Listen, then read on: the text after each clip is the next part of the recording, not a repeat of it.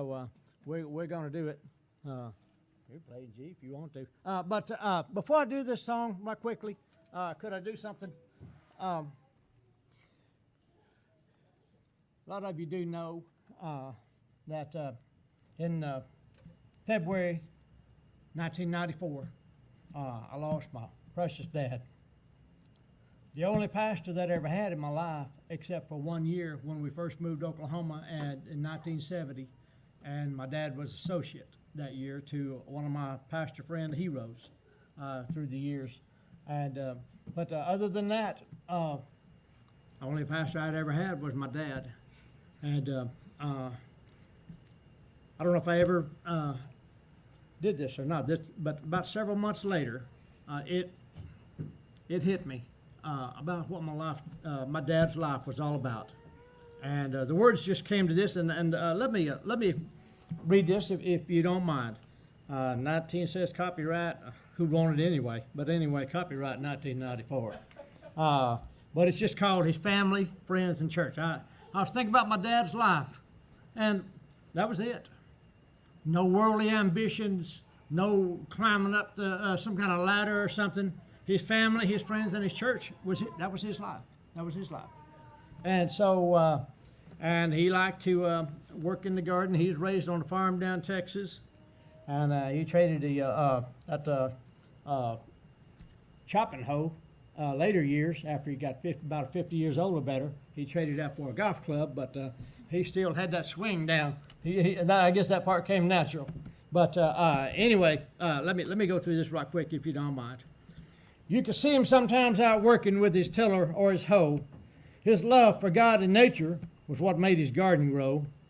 And though his thoughts might wander, and as his hands worked in the dirt, the things that were on his mind the most were his family, friends, and church.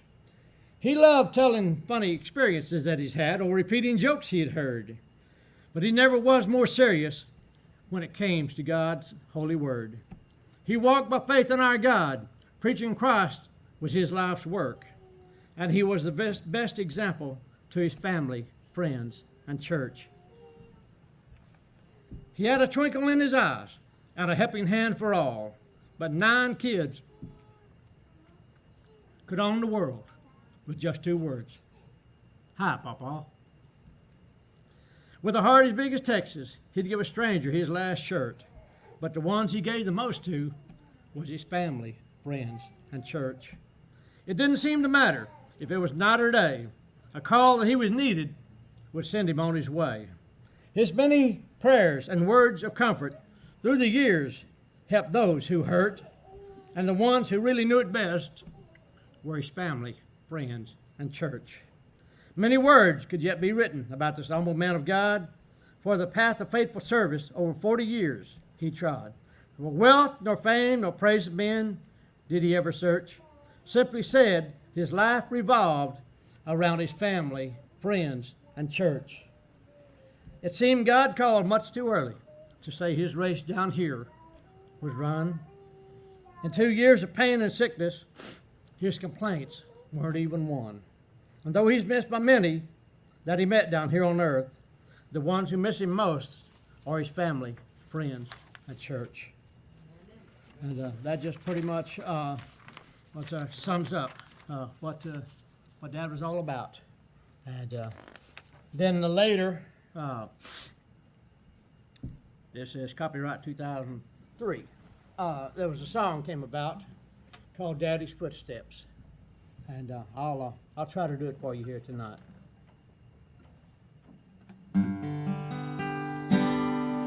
Dad never searched for riches in this world below, but he had a mansion waiting up there on streets of gold. He said, let God's hand guide you each and every day. But it was his own footsteps that helped to show the way. Daddy's footsteps echo in my mind, and his arms around my shoulders. I still feel sometimes the lessons that he taught me. Time will not erase. Oh, I thank God for Daddy's footsteps that guide me still today. Now serving God always came first. He gave it all he had, but just the same, he always found the time to be a dad. Though Dad's no longer with us, his life lives on today. The path he led before us still guides me down life's way. Daddy's footsteps still echo in my mind, and his arms around my shoulders. I still feel sometimes the lessons that he gave me. Time will not erase. Oh, I thank God for Daddy's footsteps that guide me still today. Oh, I thank God for Daddy's footsteps that guide me still today.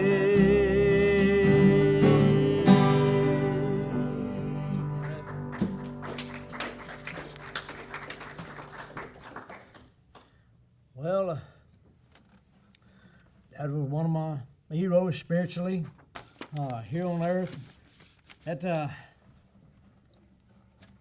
boys, you look at your daddy sometime and you say, well, he sure don't know very much. But I tell you what, the older I get, my dad sure was an awful smart man.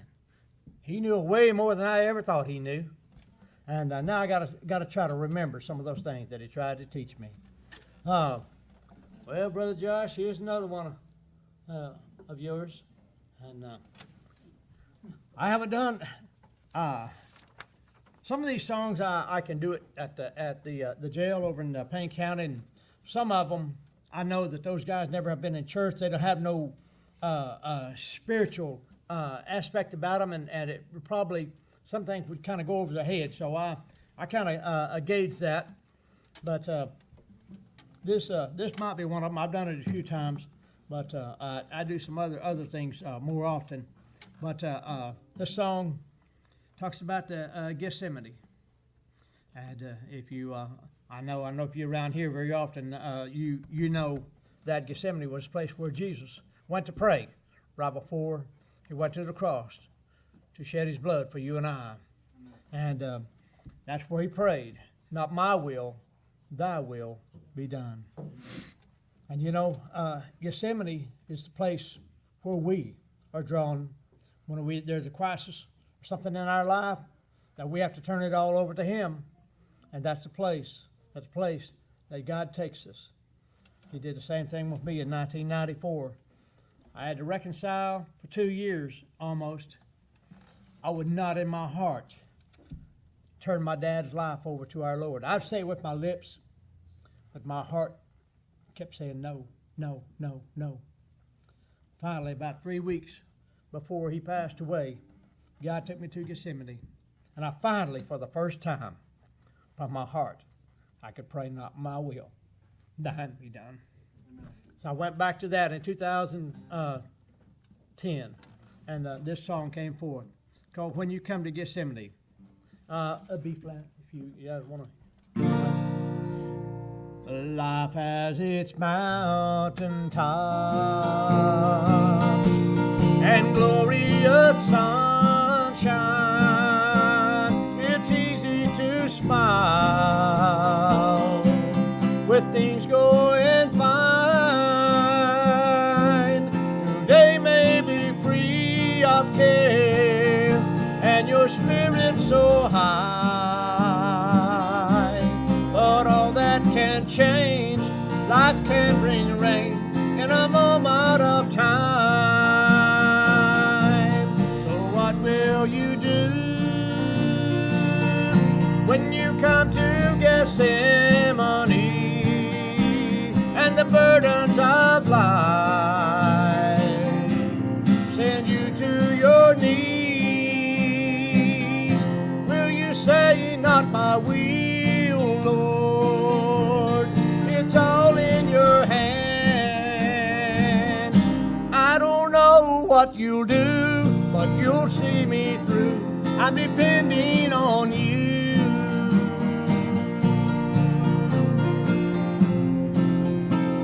When storm clouds have come your way, as they sometimes do, and the answers you're seeking don't seem to come through, don't give up even though it seems you've come to the end. Our Lord's in control, and in Him I know the victory you can win. Oh, what will you do when you come to Gethsemane and the burdens of life send you to your knees? Will you say, not my will, Lord, it's all in your hands? I don't know what you'll do, but you'll see me through. I'm depending on you. I don't know what you'll do, but you'll see me through. I'm depending on you.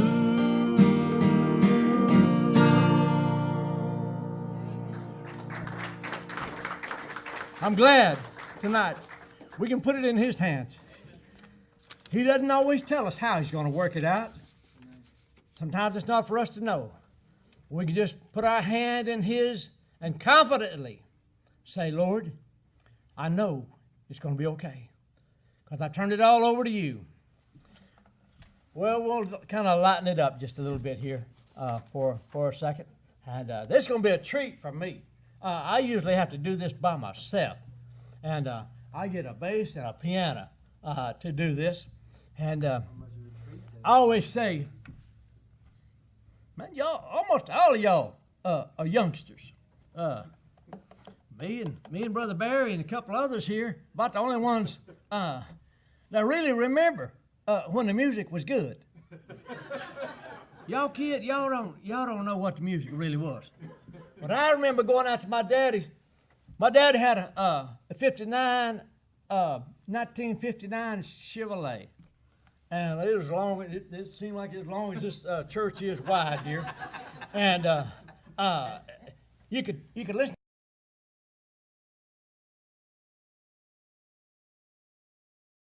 and listen to the radio without having a key.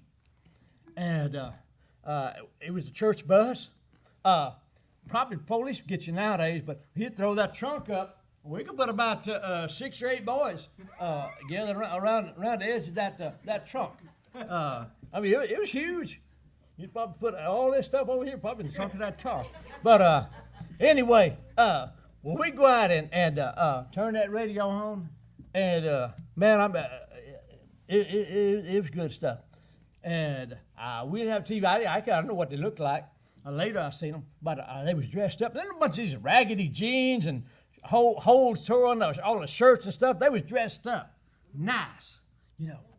And it was only you and different things like that. You know, it was really good stuff coming out of those speakers.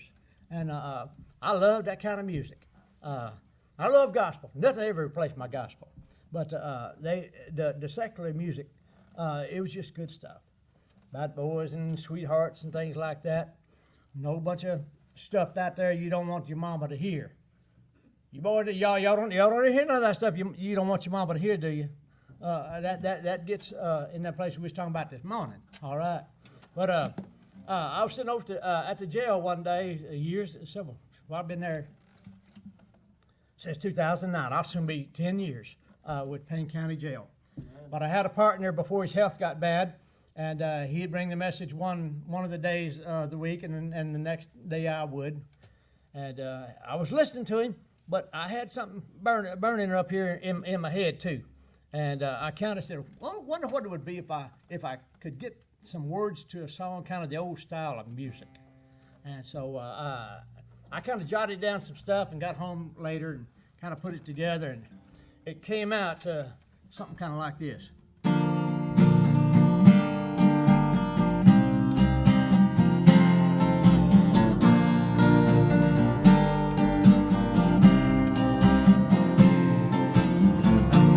So many days my heart feels alone.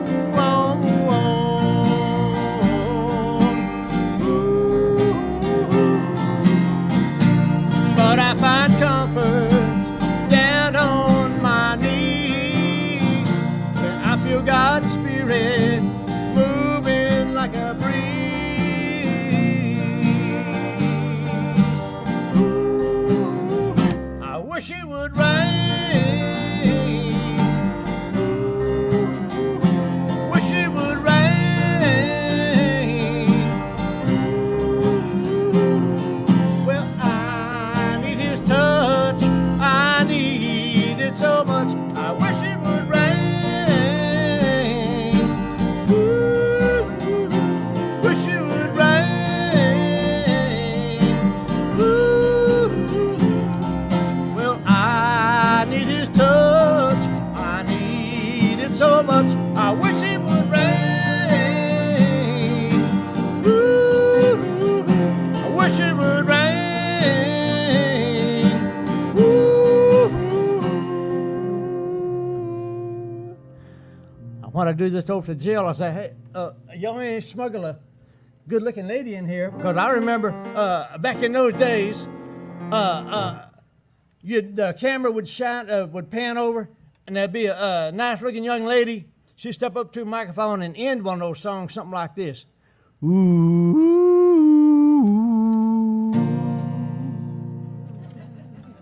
All right.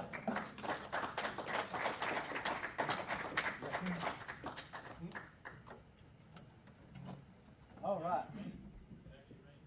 Thank you, Brother Isaac.